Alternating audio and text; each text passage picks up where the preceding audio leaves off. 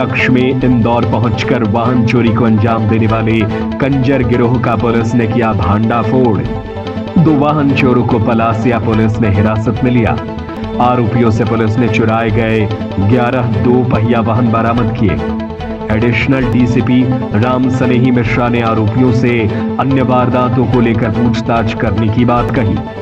आरोपी विनोद छपरी और मयंक हाड़ा को पुलिस ने किया गिरफ्तार। करीब 9 लाख की कीमत के 2 पहिया वाहन पुलिस ने जब्त किए। ठीक है सर। ठीक है, चले। सर बताएं कौन आरोपी है, वाहन चोर कहाँ से आते थे, किस तरह वाहन चुराते थे, कैसे सफल बने? ये बेसिकली क्या है कि कुछ कॉमन मोडस ऑपरेंडी थी वाहन चोरों की। तो ये देखा गया कि उस जगह के कुछ फुटेज निकाले गए और कुछ ऐसी तस्वीरें आई जिसमें से कुछ कॉमन लोग दिखे। तो उनका फिर डायरेक्शन देखा गया, हमारी पूरी टीम लगी थाना पलासिया की। तो डायरेक्शन देखा कि देवास नाके तक उनकी लोकेशन मिली हुई है। उस पर से कुछ आसपास के गांव के लोगों को फुटेज दिखाया गया, उसमें से कुछ लोगों की शिनाख्त हुई थी। उसमें से फिर 2 लोगों को उठाया गया, उसमें से एक विनोद है और दूसरा मयंक है। ये कंजर डेरा के हैं, चढ़ावत के।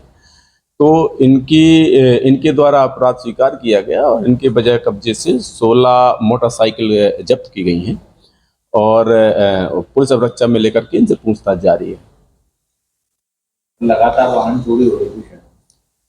हाँ, ज़्यादातर वारदातें हो रही थी और कुछ निर्धारित जगहों पर हो रही थी। तो वहाँ पे सिविल में हमारे स्क्वाड लगाए गए थे, थाना प्रभारी के द्वारा निर्देशित किया गया था। हमारे एसीपी साहब उसको मॉनिटर कर रहे थे और ये देखा गया कि एक सेम मोडस ऑपरेंडी है, जो तरीका वारदात है लगभग समान है।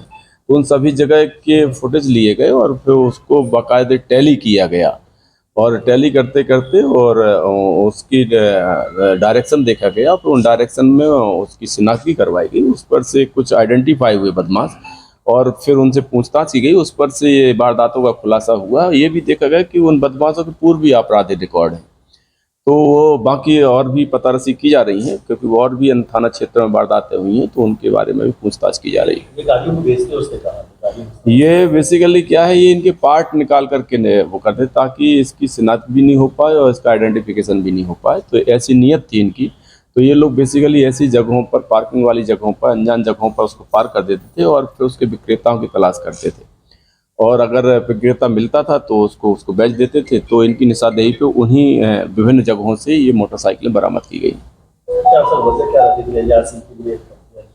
नहीं, अब वजह